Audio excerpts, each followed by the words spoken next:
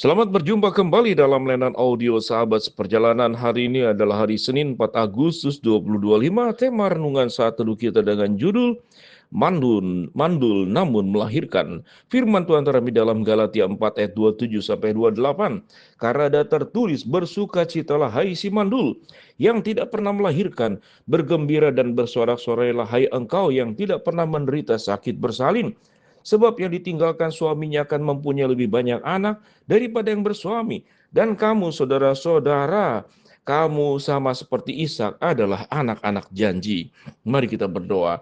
Bapa yang di dalam sorga, biarlah kami terus belajar mempercayai Tuhan tatkala Tuhan bergerak, Tuhan berperkara, Tuhan menunjukkan mujizat dan kuasanya. Apa yang tidak mungkin bagi manusia menjadi mungkin bagi Tuhan. Di dalam nama Tuhan Yesus kami berdoa. Amin. Shalom sahabat perjalanan yang dikasih Tuhan, kelahiran dari si mandul atau mandul namun mampu melahirkan. Kita tahu dengan jelas Sarah itu tidak bisa memberikan anak kepada Abraham, kepada suaminya, sampai kemudian meminta hambanya Hagar untuk bisa didekati Abraham, dan kemudian lahirlah anak dari Hagar yang bernama Ismail. Sedangkan dari Sarah sendiri di usia 100 tahun barulah kemudian Sarah melahirkan yang namanya Ishak. Kita melihat bahwa awal-awalnya memang Sarah itu ingin berbuat baik kepada Abraham supaya ada keturunan dari Abraham, lahirlah Ismail. Namun namanya wanita, kemudian akhirnya ada kecemburuan kepada Hagar. Hagar pernah diusir sampai ke padang gurun. Namun Tuhan menyatakan pimpinannya, pertolongannya, supaya kemudian Hagar itu kembali lagi kepada Abraham. Dan ada satu masa memang kemudian Hagar kembali kepada Abraham, namun kembali Sarah tidak menyukainya, supaya mengusir siapa? Mengusir Hagar dan Ismail. Itulah peristiwa yang namanya peristiwa berumah tangga. Ada yang namanya naik turun sedemikian rupa. Pertama-tama punya niat yang baik, tapi ternyata niat baik tersebut menimbulkan kecemburuan bagi dirinya sendiri. Ternyata dari hambanya lah justru yang bisa melahirkan anak Ismail, sementara dirinya sendiri sebagai istri yang sah tidak bisa memberikan anak kepada Abraham, sampai kemudian pada usia yang ke-100 tahun lahirlah Ishak. Pada titik ini sahabat perjalanan kita bisa mempelajari tentang kondisi rumah tangga antara Abraham, Hagar dengan anaknya Ismail, kemudian Sarah dengan anaknya Ishak. Itu persoalan rumah tangga. Kerumitan-kerumitan rumah tangga itu bisa terjadi dimanapun di dalam setiap kehidupan yang kita temui atau di dalam keluarga kita masing-masing. Perbuatan baik seyogianya menjadi sebuah, katakanlah, niat baik yang harus kemudian diikuti dengan sebuah ketulusan.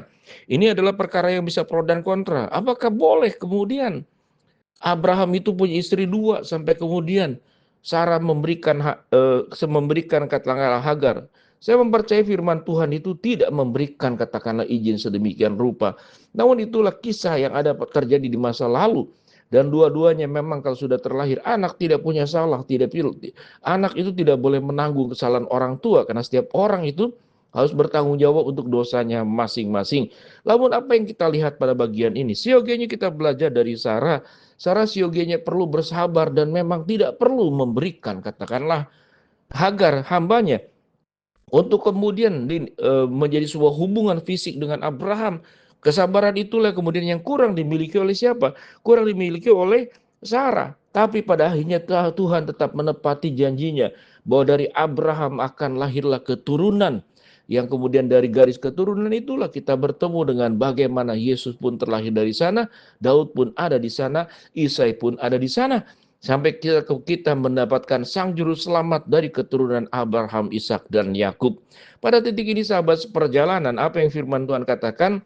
Karena ada tertulis, bersukacitalah hai si mandul yang tidak pernah melahirkan, bergembiralah dan bersorak-sorailah hai mereka yang tidak pernah menderita sakit bersalin, sebab yang ditinggalkan suaminya akan mempunyai lebih banyak anak daripada yang bersuami. Dan kamu saudara-saudara, karena kamu seperti Ishak adalah anak-anak janji. Pada bagian ini kita belajar bagaimana kuasa dan mujizat Allah, lalu mengait antara kita pun adalah sesungguhnya anak-anak janji yang tidak langsung dari keturunan darah daging daripada Abraham, tapi anak-anak janji di dalam janji Kristus. Kita dikandung, dilahirkan bukan dari kandungan Sarah, tapi kita dilahirkan di kandungan. Dari kandungan Kristus sendiri yang dikatakan dilahirkan baru, yang kita pelajari dalam Yohanes pasal ketiga, Nikodemus berkata, bagaimana mungkin kalau sudah tua masuk kembali ke dalam rahim ibu, lalu kemudian dilahirkan kembali. Tapi Yesus berkata, yang dilahirkan daging adalah daging, tetapi yang dilahirkan roh adalah roh. Pada dua bagian inilah kita belajar. Yang pertama, tidak ada yang mustahil di hadapan Allah. Sarah siogianya harus bersabar, tidak perlu melakukan jalannya sendiri. Tetapi kesalahan Sarah pun Tuhan memang mengampuninya karena Tuhan Maha Pengampun. Toh pada akhirnya janji Tuhan adanya keturunan itu digenapi sekalipun terlahir pada usia 100 tahun dari Sarah, yaitu Ishak.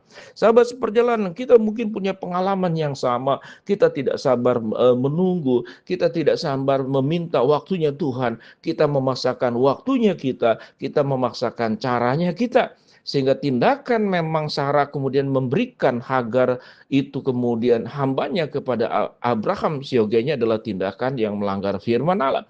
Karena ketidaksabaran itulah. Namun di dalam ketidaksabaran manusia, Tuhan tetap adalah Maha Kasih, Tuhan tetap adalah Maha Pengampun, Tuhan tetap Maha Penerima, Maha Menerima. Maka janjinya itu juga tetap digenapi sekalipun ada pelanggaran yang dilakukan.